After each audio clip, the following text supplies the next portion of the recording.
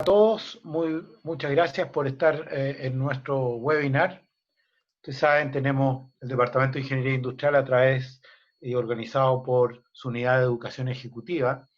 Estamos organizando desde fines de marzo estos webinars como una forma de extendernos a nuestra comunidad y sentirnos todos un poco más cerca en estos difíciles momentos. Así que muchas gracias por estar acá. En esta ocasión hemos invitado a Antonio Díaz, un largo currículum, es un ingeniero civil industrial nuestro, de Ingeniería Industrial, pero es sobre todo un emprendedor, digamos, realmente, y un hombre de la Big Data.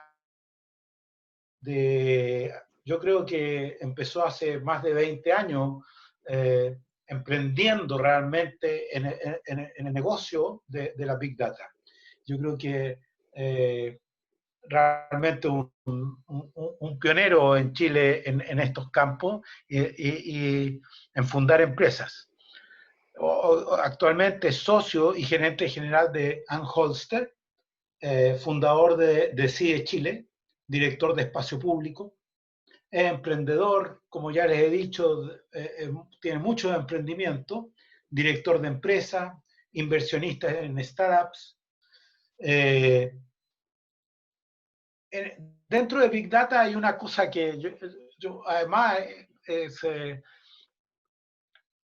está metido en lo que es la optimización con volúmenes grandes de datos. Y yo creo que ese es uno de los temas más interesantes, un poco porque yo me dedico a optimización, pero creo que es uno de los temas realmente donde hay unas oportunidades enormes en la medida en que tenemos todos estos datos y la necesidad de optimizar dentro de esa enorme base de datos. No quiero terminar esta presentación sin referirme a Ann Holster. Ann Holster es una empresa que yo los invito a visitar la página web de Ann Holster, annholster.com. Son más de 30 profesionales dedicados al problema de data science, por así decirlo, y con una cartera de clientes realmente muy interesante. Entonces, creo que es realmente un lujo tener a Antonio hoy día con nosotros. Adelante, Antonio. Todo el espacio es tuyo. Muchas gracias, Máximo. Muchas gracias por la intro. La verdad es que como que me dan ganas de dejar la charla hasta acá e irme, porque como que de aquí en adelante todo va para abajo. Después de esa intro no sé si estaré a la altura para hacer esta charla, pero no solo soy un bochefiano de corazón, me encanta estos espacios, este espacio que ustedes crearon, y estoy muy agradecido que me hayan invitado a participar. Hoy día les quiero hablar un poco de la empresa en la primera línea contra el COVID. Y esta es una visión más bien pragmática que estamos teniendo nosotros, que es un poco hablar de la pandemia y su exponencialidad, en el sentido en mostrar gráficamente el entendimiento de esto. Yo sé que esto es un poco aburrido desde la perspectiva general de cómo funciona, pero voy a tratar de mostrarles unos casos bastante realistas de cómo podría ser. El problema del voluntarismo, como nosotros lo planteamos, que básicamente para una audiencia como esta, más bien técnica de negocio, se ha visto desde la perspectiva de que yo tengo que ser capaz, o uno le gustaría tener un Estado que fuera capaz de coordinar esto de mejor forma de lo que está ocurriendo hoy día. Y sin embargo, mucho queda por la parte de la voluntad del público y de todos quienes manejan esto. Cómo nosotros visualizamos que una empresa puede manejar el tema de la pandemia y la exponencialidad, y cuidarse y cuidar a todos los que trabajan con ellos, y qué medidas de corto plazo nosotros creemos que están involucradas y cuáles son los roles y qué roles existen dentro de las empresas. Bueno, parto por la pandemia y la exponencialidad. Bueno, el COVID tiene como de cierta forma 4 ejes que son bastante fuertes, pero hay 3 que son muy particulares. Uno es la poca trazabilidad. El otro es la poca trazabilidad solamente por el puro hecho de que no hay país que haya estado preparado para trazar esto propiamente tal. O sea, país democrático me refiero, pero China, por ejemplo, tiene mucha tecnología para trazar a sus personas, pero porque la ha estado usando para otros fines durante bastante tiempo. El ejemplo de los musulmanes o los disidentes políticos son tecnologías que ellos efectivamente han estado usando durante mucho tiempo. La segunda parte, la parte asintomática, es decir, más del 75% de todos los portadores del COVID son asintomáticos. Y la tercera parte, no menor, es el periodo de incubación, que es un periodo de incubación bastante largo y que por lo tanto hace con que yo, siendo asintomático, contagie a mucha gente, y la poca trazabilidad, además de la demora de los test, hace que esto sea realmente la tormenta perfecta de la pandemia. Y están los lugares donde me puedo contagiar. Yo me puedo contagiar en la casa, con mi familia, en el trabajo, en el colegio, en la universidad, o en el camino a los lugares. Si uno toma esto desde la perspectiva de la teoría de redes y todo lo demás, lo que yo estoy viendo acá básicamente son mallas. Yo tengo mallas familiares, mallas laborales y tengo mallas de transporte. Y están superpuestas unas con otras. Y el problema de estas mallas interrelacionales es que se transforman rápidamente en un problema de este estilo. Yo acá estoy tomando a todos los empleados del Hoster, y esto es con información pública y por supuesto con el consentimiento de ellos, pero estoy sacando sus mallas familiares. Los nodos rojos son, los nodos amarillos son las personas y los nodos verdes son su combinación de apellido paterno, apellido materno. Pero básicamente acá en Hoster, una empresa de 52 personas, ustedes están viendo que si yo tomara la malla familiar de cada uno de ellos, y cuanto más me alejo, más nodos tengo que controlar. Y acá solo estoy tomando en consideración la malla laboral cruzada con la malla familiar. Y esto es una malla familiar teórica, porque ya les voy a explicar cómo lo hicimos, pero si se dan cuenta hay una cantidad de nodos amarillos por monitorear que son no menores. ¿Qué significa monitorearlo? Significa que la empresa puede decirlos quédense en su casa, porque venir a trabajar es muy complejo.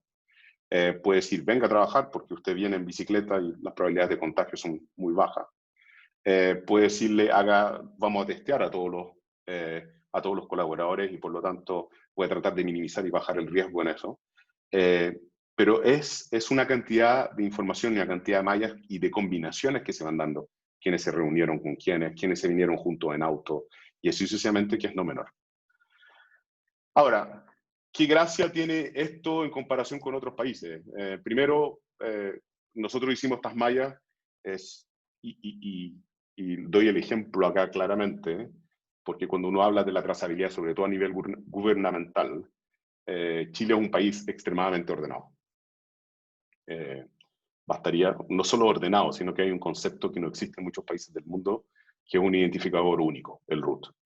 Si usted va a Estados Unidos, jamás lo podrían identificar solo por un identificador. En general necesitan 2, Social Security Number más el número del carnet de conducir y cosas por el estilo, pero en general los estados han tratado de evitar que un solo ente tenga un número para todos. En Chile tenemos un número para todos.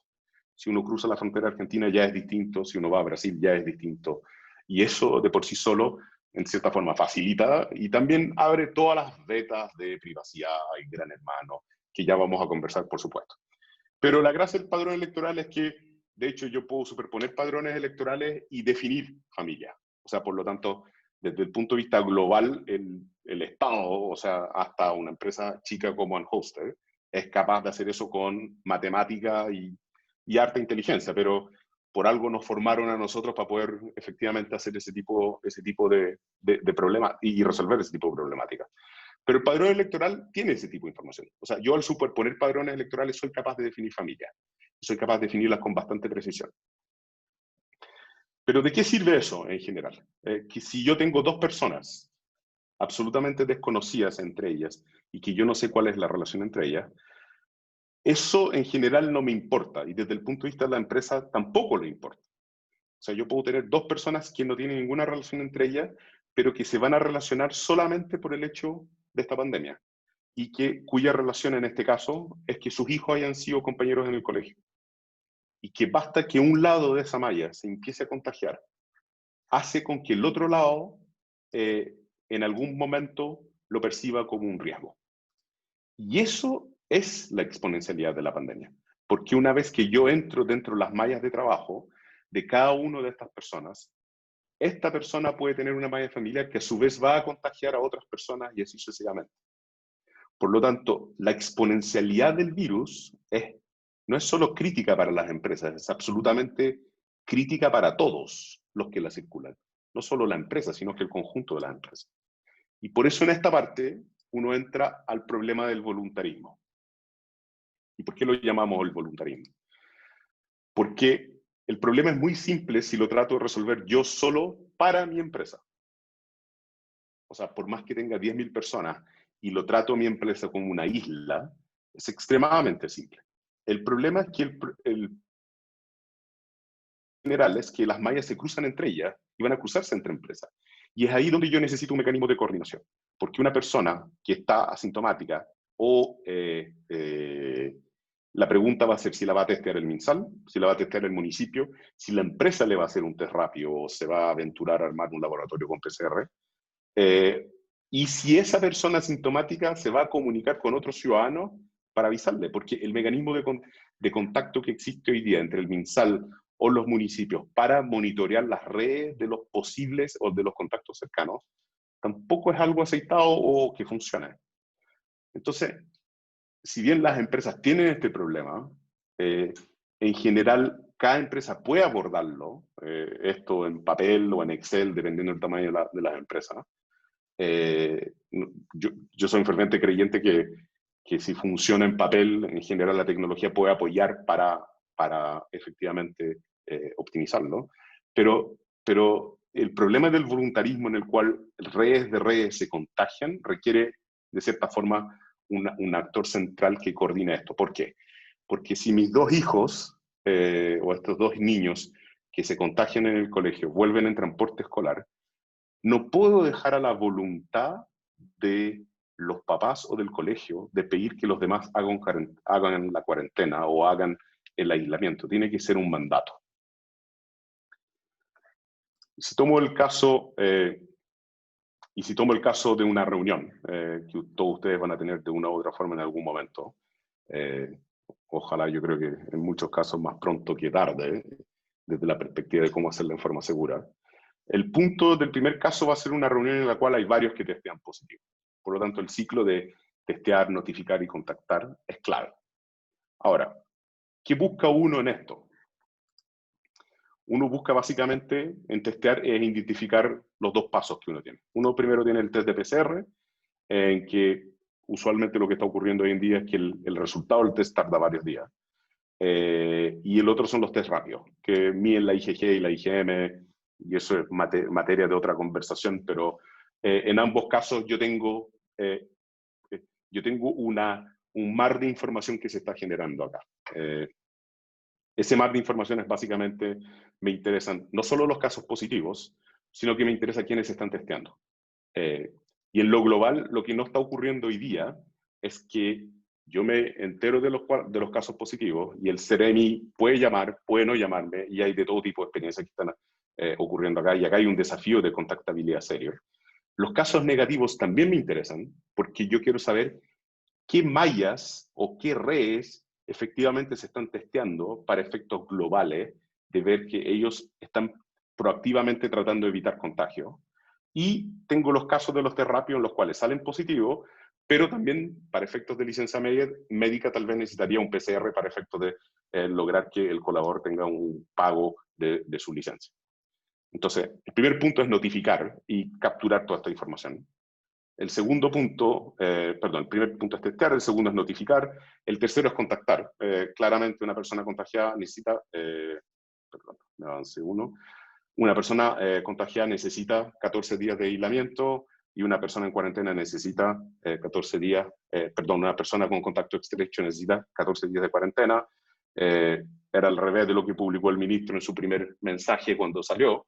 en que una persona contagiada tenía 14 días de cuarentena y un contacto estrecho, 14 días de aislamiento. La parte de contactar esto, y que esto es un problema multifactorial y absolutamente multidisciplinario, es no menor. En esta parte del contactar y la difusión ha faltado mucha más agresividad respecto del contagio y lo que ocurre y las medidas que las personas tienen que tomar. Sigo creyendo que podríamos hacer harto más en esto. Y en trazar. La pregunta de trazar es, ¿quién está a cargo de trazar? Uno creería en Chile, por el MinSal tiene un monopolio de cuidar de la salud de todos los chilenos. De hecho, tiene la misión de cuidar la salud de todos los chilenos. Tiene gran parte de esta información adentro. Ha habido existe una polémica al respecto de los datos que tiene, cómo los tiene y cómo los usa. Pero no nos olvidemos en Chile que parte de la salud también la hacen los municipios, con los centros de salud familiares, los SFAM, y las empresas también tienen un rol activo. Acuérdense que existen las mutuales ofrecen un montón de servicios a las empresas de accidentes laborales, y de hecho la H, la mutual, etcétera, son activos bastante esenciales dentro de lo que es la seguridad laboral en el mundo empresarial y de las organizaciones hoy día. ¿Qué ocurre con esto? No todos entienden la exponencialidad. No todos usan las recomendaciones de la OMS. Hay una serie de procesos muy poco eficientes, sobre todo en lo que tiene que ver con la comunicación de la información, test positivos, las colas que existen dentro de los testeos y así sucesivamente. Eso lleva a procesos poco ágiles, desde la perspectiva de cuán rápido yo quiero que una persona haga la cuarentena o efectivamente se vaya a un aislamiento preventivo. Y esas son dos partes tan importantes como los cuidados que tiene que tener la persona o la posible vacuna. La parte social de esto, de que las personas que se hayan visto expuestas puedan hacer la cuarentena o el aislamiento, es casi tan importante como la cantidad de respiradores. Porque si las personas no hacen eso y yo no soy capaz de sacarlos de circulación, efectivamente lo único que hago es echarle más benzina al fuego. Y eso de por sí solo no apoya en nada en terminar la pandemia. Y finalmente hay un punto no menor en el test y la trazabilidad. Las empresas, ni el sistema público en general, han tenido la experiencia en la trazabilidad a esta magnitud. Ustedes en Chile, o sea, nosotros en Chile expresamos la voluntad de vivir en una dirección por ley. No necesito decir en qué dirección vivo. Por lo tanto, el saber dónde vive la persona o con quiénes viven no es una obligación. Y eso no deja de ser una sorpresa para el MinSal y para los municipios, que al final del día nunca saben efectivamente cuál es la cantidad de personas que efectivamente viven en una comuna propiamente tal. Porque yo puedo decretar mi dirección, y para efectos prácticos, por eso pongo el padrón electoral, que es en La Reina, pero en realidad puedo vivir en Ñuñoa. Y eso de por sí solo enreda todo lo que es la planificación de la salud.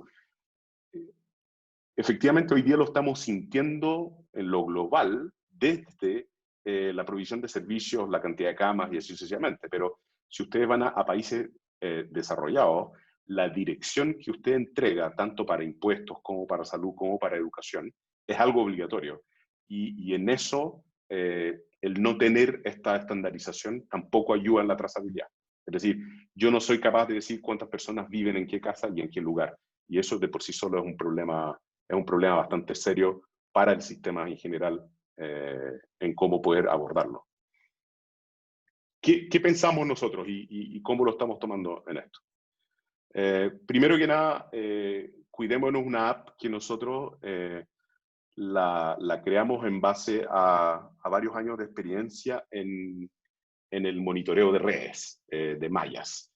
Hicimos plataformas de este estilo para monitorear evasión tributaria, en la cual cruzamos facturas electrónicas, boletas electrónicas con mallas familiares, es decir, yo, mi esposa, mis hijos, mis papás, mis primos, mis cuñados, y las relaciones societarias. Por lo tanto, si yo y mi señora somos socios de una sociedad y nuestros papás nos facturan a nosotros, pero no son socios de esa sociedad, son comportamientos que nosotros creamos plataformas para efectivamente monitorear el pago de impuestos y efectivamente toda la fiscalización necesaria.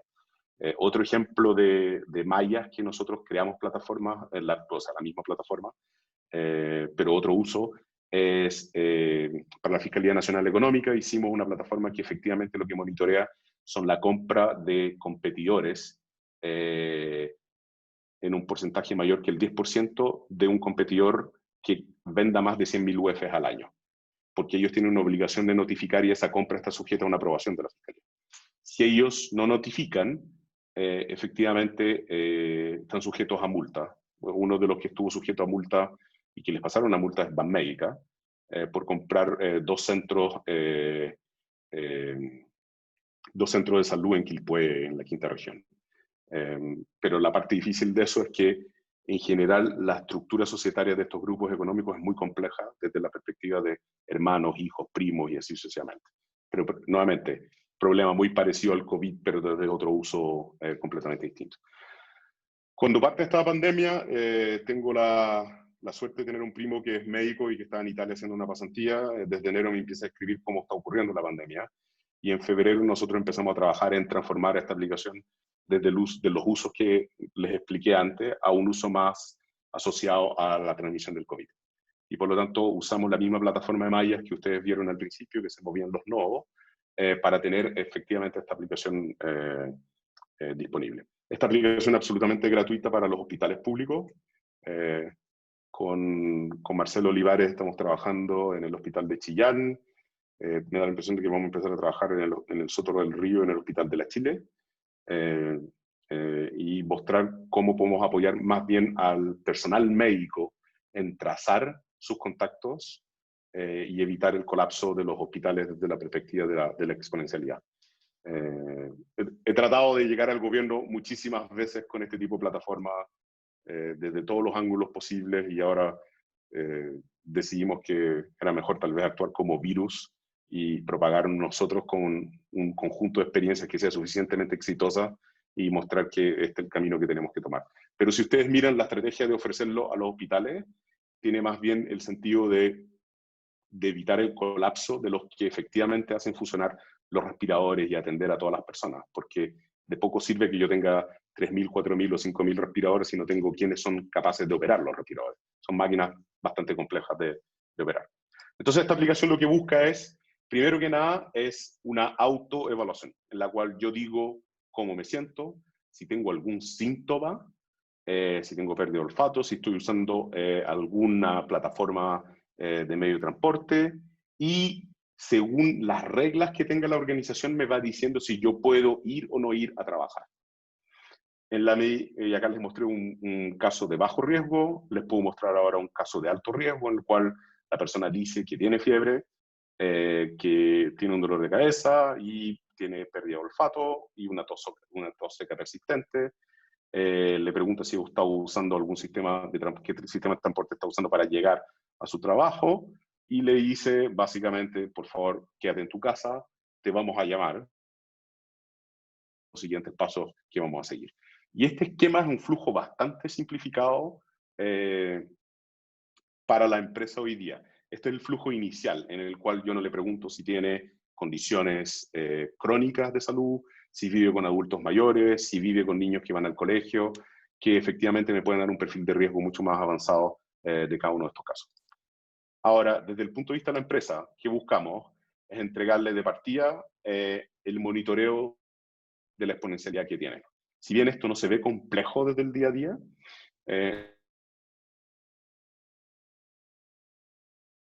una faena como AgroSuper,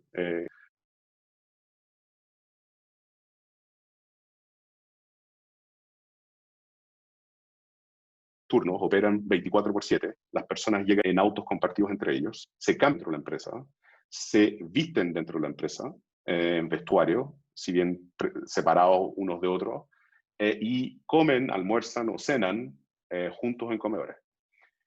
Este problema, cada vez que sale una persona contagiada en AgroSuper, es un problema de investigación tremendo, en el cual tienen que trazar hasta casi 600 personas 2 o 3 días con anterioridad para tratar de entender quiénes tuvieron contacto con esa persona.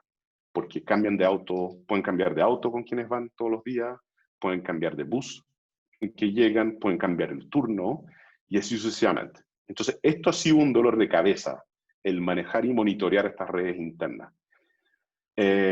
Segundo, hay un desafío no menor de uso de tecnología por parte de los colaboradores en general. No solo con esta plataforma, que significa este autochequeo que puede durar desde 5 segundos hasta 2 minutos, en lo que hemos visto hasta ahora. Pero hay un desafío de incorporación absoluta de la tecnología en esto. En este dashboard lo que estamos buscando mostrar son casos confirmados, casos sospechosos, expuestos o de bajo riesgo. Y en cada uno de estos uno puede hacer clic e ir avanzando en los casos.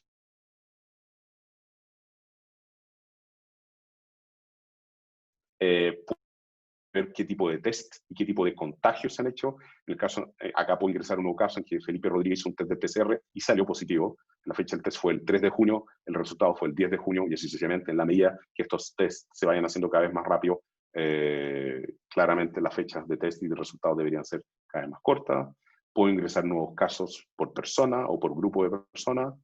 Y también puedo ingresar, en el caso de Felipe, cuáles son los resultados del test, los resultados de los laboratorios, los certificados de antígeno que yo quiera agregar desde esa perspectiva.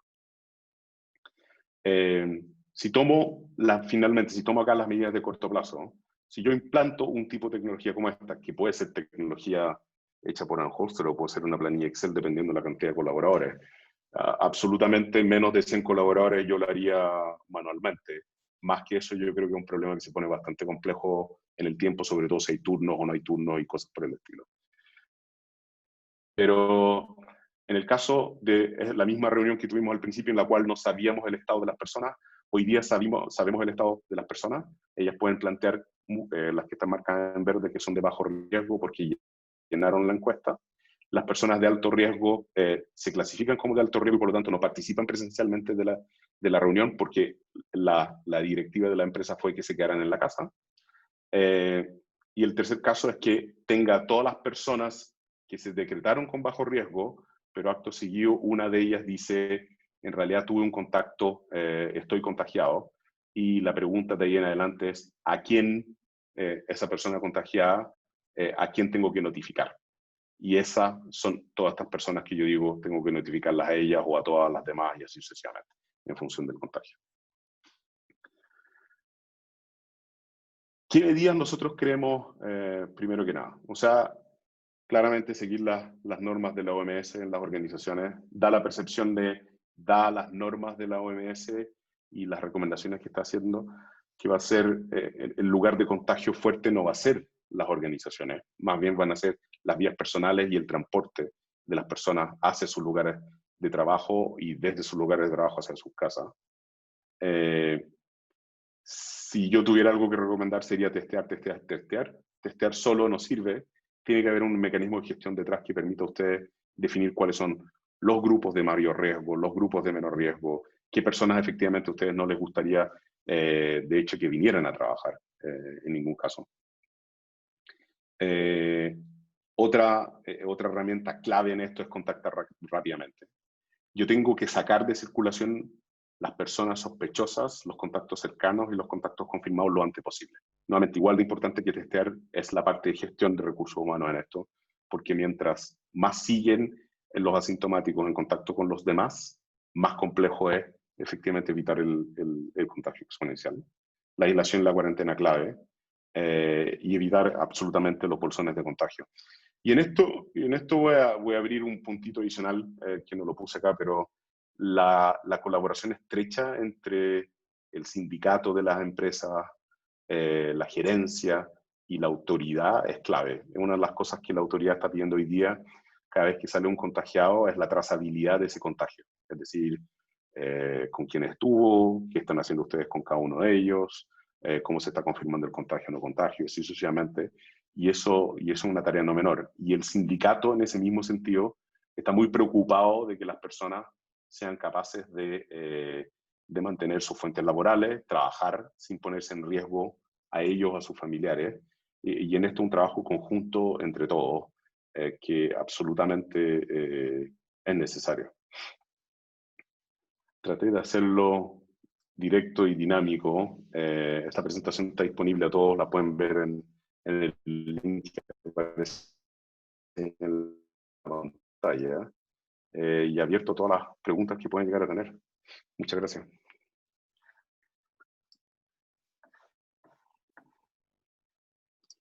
Entonces voy a ver el chat. Gracias, Antonio. Sí, mira, el chat hasta el momento no han hecho preguntas. De hecho, tuvimos algunos inconvenientes con gente indeseada, pero está resuelto. Así que ahora pueden canalizar sus preguntas con tranquilidad. Y la puedes ver, Antonio. Acá lo estoy viendo. Saludos a Freire. Saludos a Venezuela. Saludos a Florida.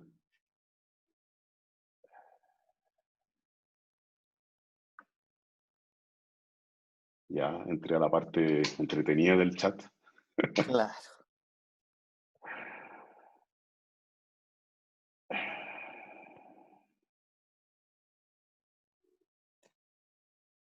Estoy tratando de llegar a una pregunta. No, si entre medio no hubieran preguntas, la gente, claro, de esa manera Esta es la lo sesión, podían hacer. Pero esta es la después sesión más entretenida. Esta es la sesión más entretenida. Nunca me habían hackeado una sesión de Zoom. Está bien. Tenía que estar en la universidad. O sea, si no me la hackeaban en la universidad habría sido fome, ¿no? Sí, bueno, de hecho nos pasó, o sea, no nos pasó a nosotros, les pasó a otras personas y tuvieron que suspender, pero mira, abajo en las últimas ya hay personas que están Y ahora preguntando. estoy avanzando. Démosle.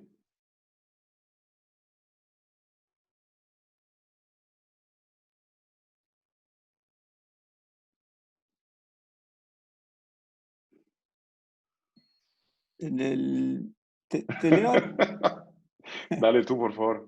Sí, mejor léele tú, Manuel.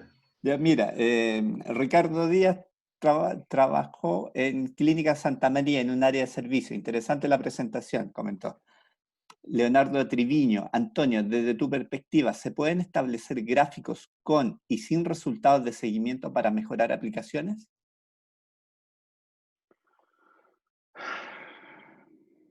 Yo creo que sí.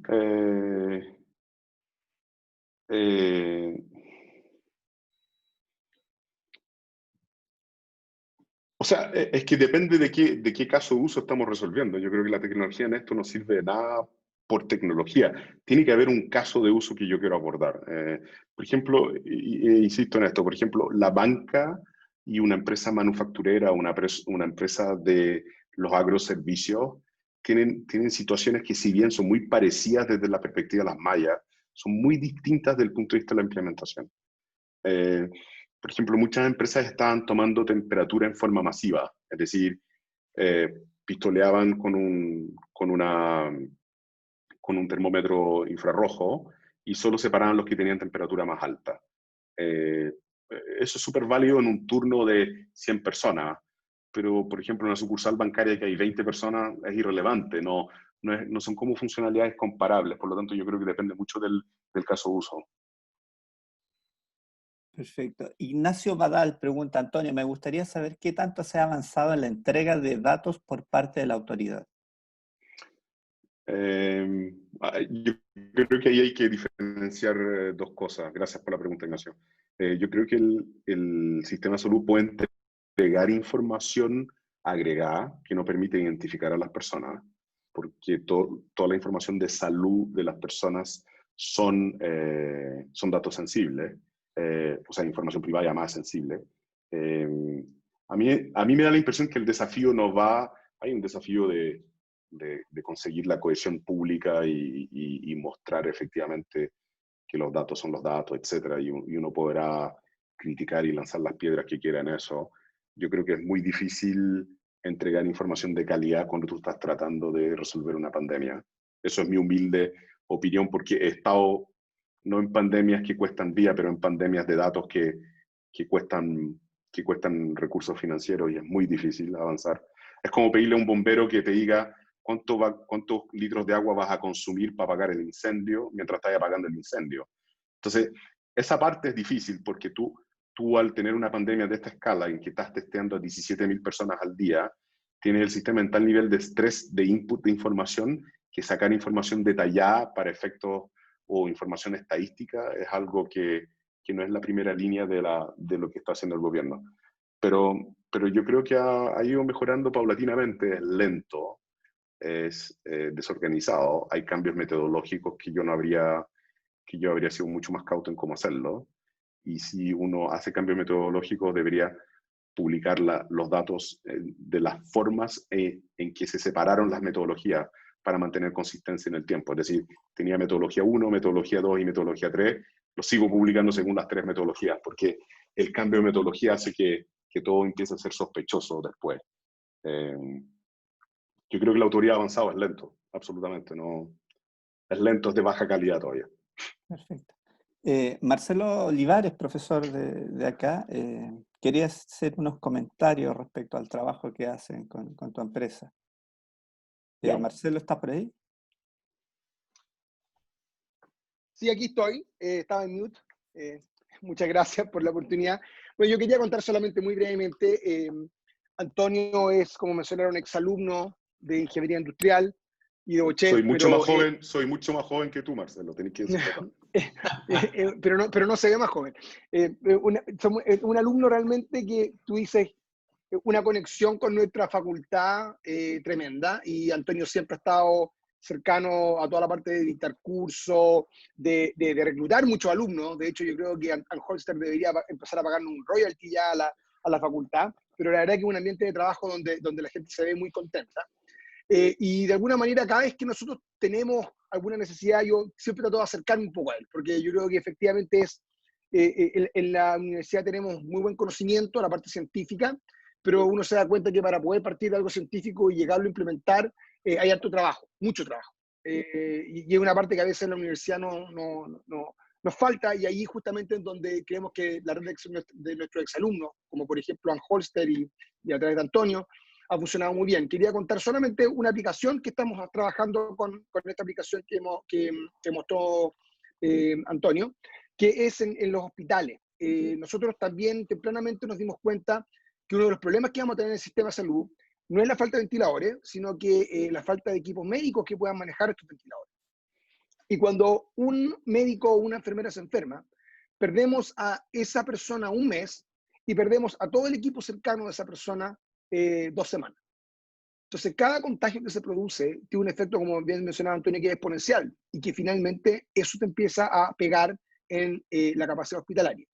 Entonces, lo que se trabajó acá fue un poco adaptar la aplicación que tenía Anholster, que estaba dirigida, ¿cierto?, a la empresa, adaptarla hacia, ¿cierto?, un sector que es particularmente de riesgo, que es el personal de la salud, y cruzarla, digamos, con otra información en donde empezamos a generar cambios bien radicales en cómo trabajan los médicos y la enfermera, los técnicos de enfermería, que tiene que ver con tratar de ¿cierto?, cambiar el formato de trabajo para hacerlo, ¿cierto?, lo más robusto ante el COVID.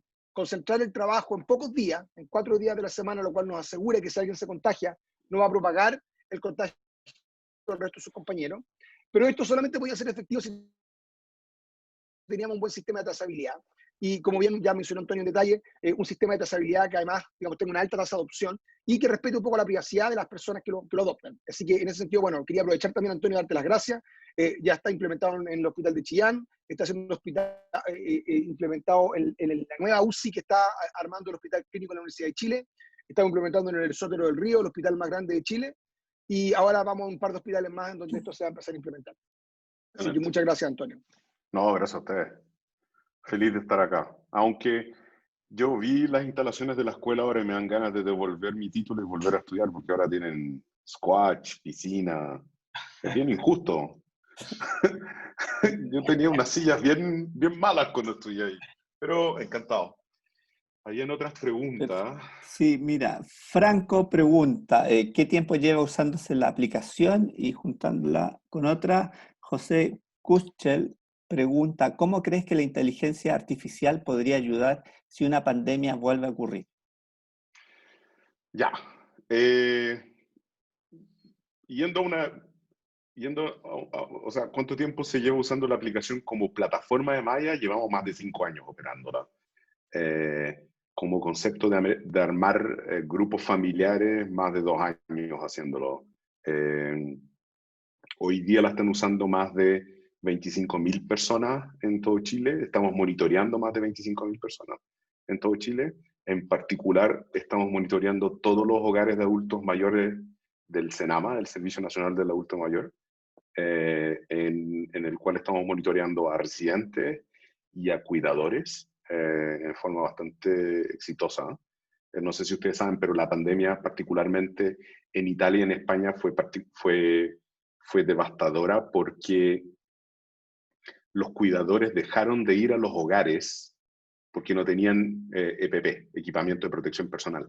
No tenían mascarillas, guantes, ni bata.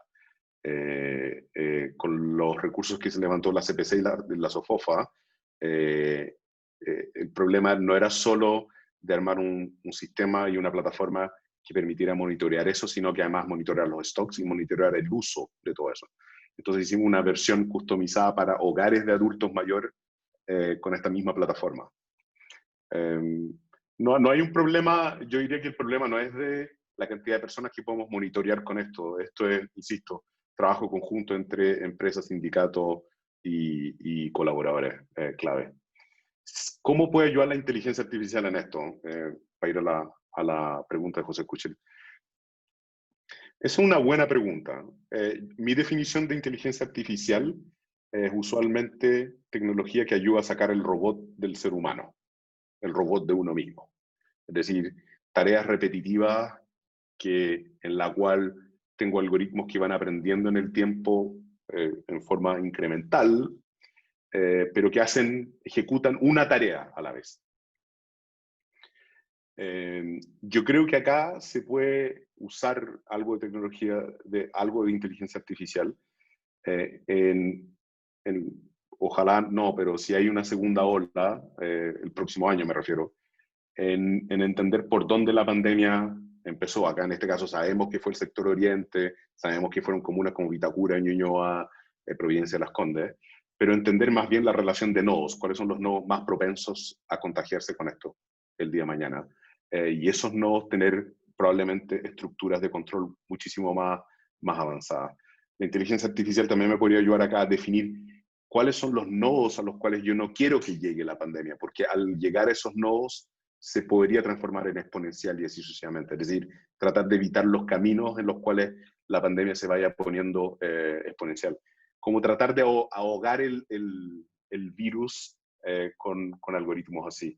Ahora, el problema de esto es que uno necesita buena data para usar inteligencia artificial, porque si tú tenés basura, va a salir basura. Por lo tanto, es un problemazo.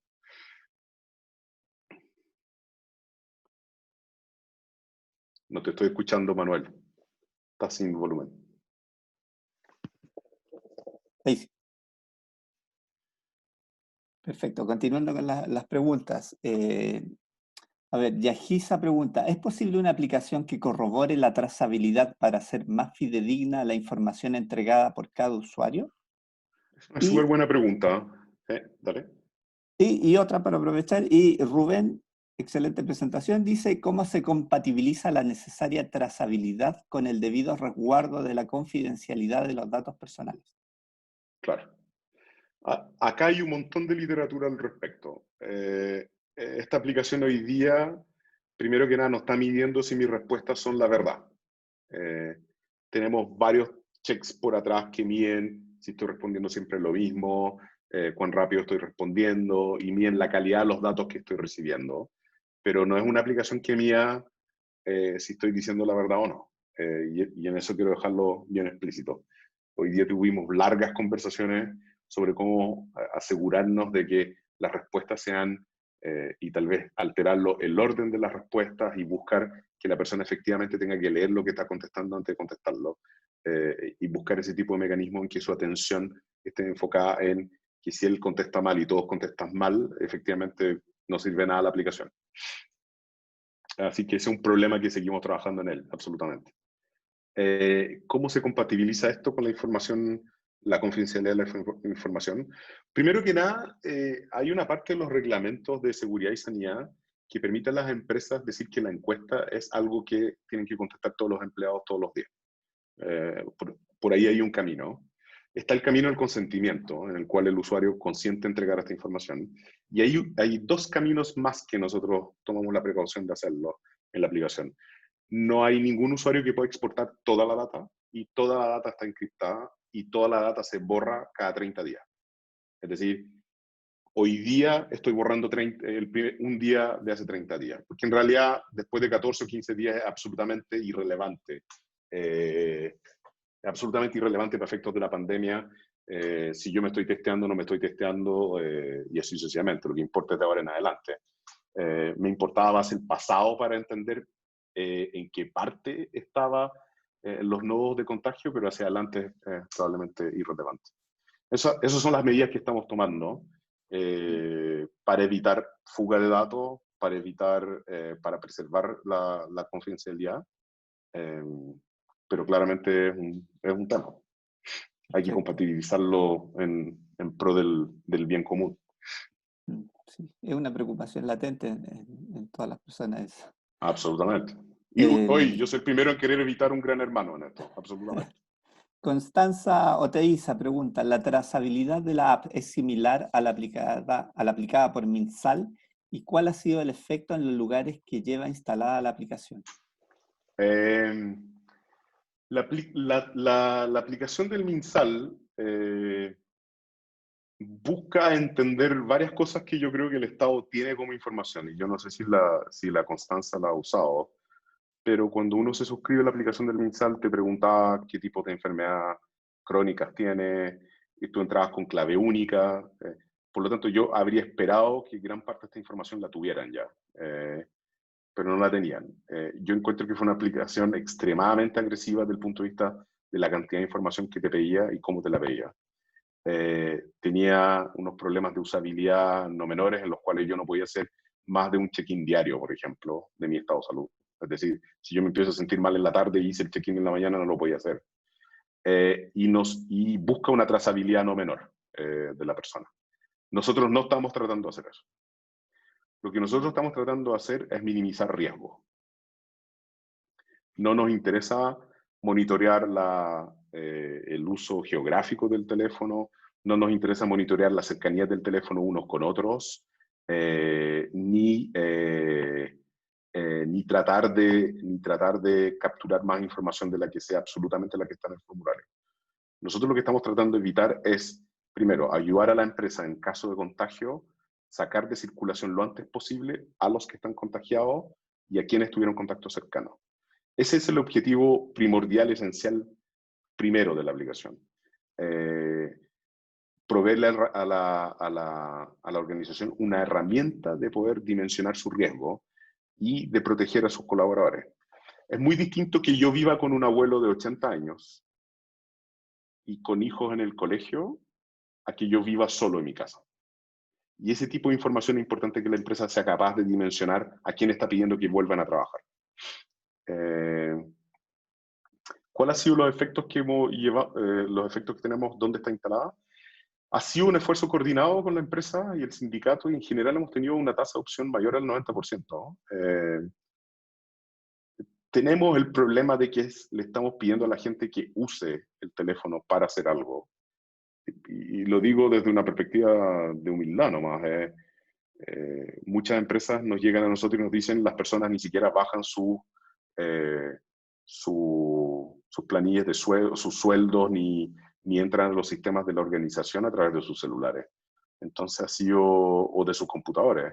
O sea, si usted, y en esto hay que meterse en los contextos, a una persona que va a una faena forestal, está casi sin celular prácticamente toda su jornada laboral, ve el celular en el momento en que sale del turno, y no es una persona que esté acostumbrada a responder una encuesta todos los días a la empresa. Entonces, esa parte cuesta, absolutamente. Hay un trabajo muy, muy duro de parte de la empresa de hacerlo. Perfecto. Bueno, hay algunas preguntas que entiendo que ya las respondiste de alguna manera. Aquí hay una interesante, José Suárez pregunta, a esta altura, tu recomendación con la información que usted tiene, ¿cuál sería? Mi recomendación hacia qué? Hacia... Me imagino que hacia a la autoridad, a cómo se está Mi tratando recomendación a la la... autoridad es que yo lo que lo que haría, preparándonos más bien, yo creo primero que nada que las fichas están tiradas para esta vuelta de la pandemia. Infelizmente me cuesta ver de qué forma que no sean estas cuarentenas extremadamente estrictas nos permitan a nosotros tener algún tipo de flexibilidad sin un mecanismo de... tú requieres dos cosas, mucho test y mucha trazabilidad. O sea, es el esquema en que todos los países desarrollados que no entraron en la exponencialidad han logrado salir de la exponencialidad o ni siquiera entraron. Entonces, mientras no logremos aumentar la cantidad de test en forma dramática y no usemos los datos que salen de esos test con un mecanismo de trazabilidad, no vamos a poder avanzar mucho. Ahora, ¿cuánto tiempo toma hacer eso? Yo diría que no menos de 6 semanas, con mucha gente muy capaz haciéndolo. Por lo tanto, yo diría que de aquí a septiembre las fichas están absolutamente jugadas. Yo lo que haría en el corto plazo es trazabilidad total en todos los hospitales públicos y servicios de salud municipalidades, y me enfocaría a eso en esta ola, hasta que bajen los contagios, y me prepararía fuerte para los brotes que van a salir de ahí en adelante. Tomaría ese tiempo para probar que el sistema de salud funciona, y me prepararía para expandir ese mecanismo para las otras poblaciones, adultos mayores, niños y jóvenes, que son los principales transmisores de esto en otros lugares.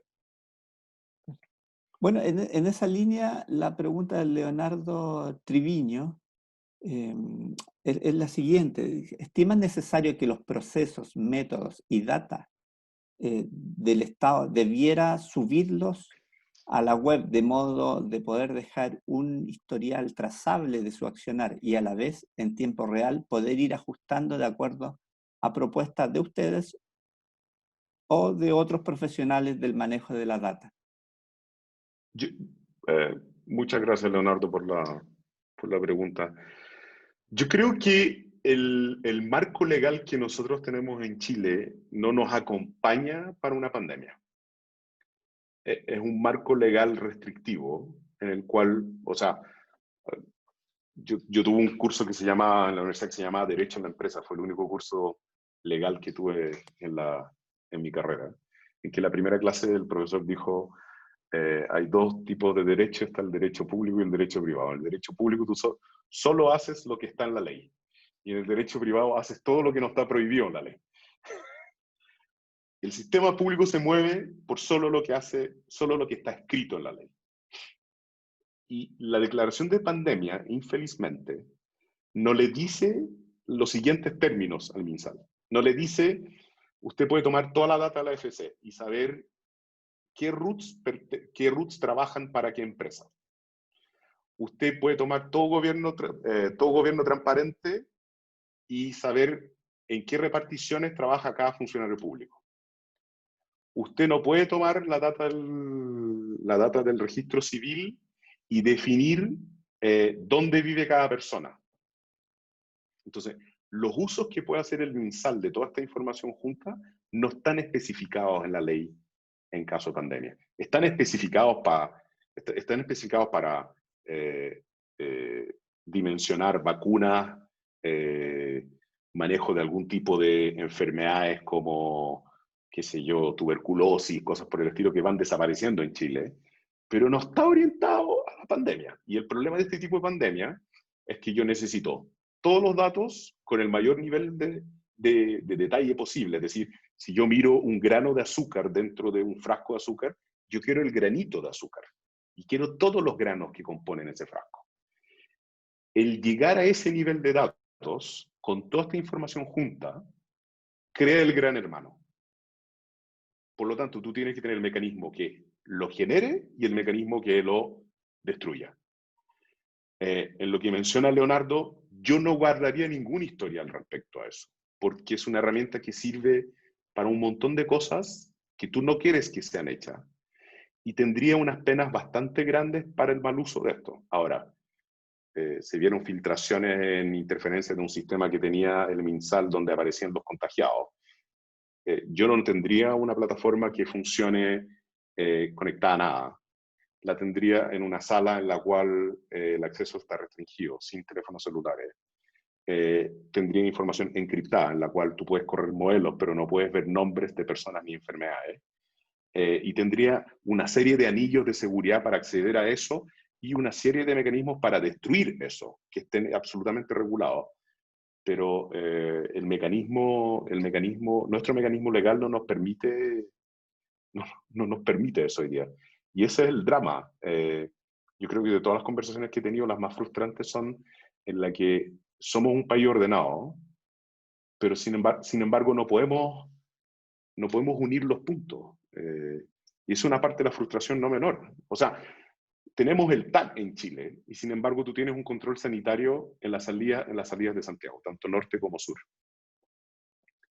Si tú tienes comisaría virtual y la gente está pidiendo trámites para salir, las carreteras son capaces de leer las patentes están asociadas a un root.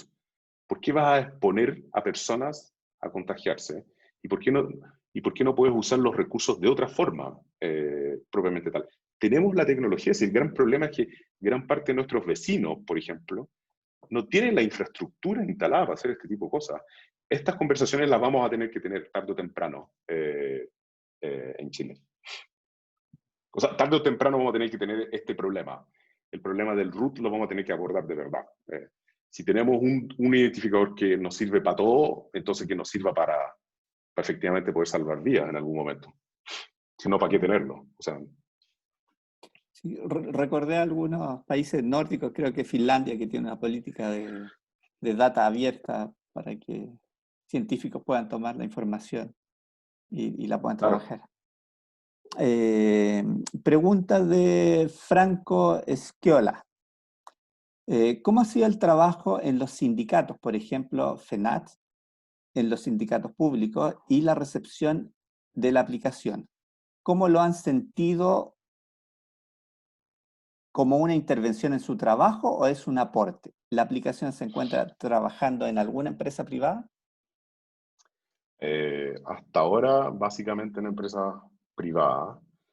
Tenemos el Senama, que depende de la presidencia, pero tiene una institucionalidad bastante particular, y el Ministerio de Hacienda, que está haciendo un piloto con nosotros, que es la voluntad que tenemos de trabajar con el Estado.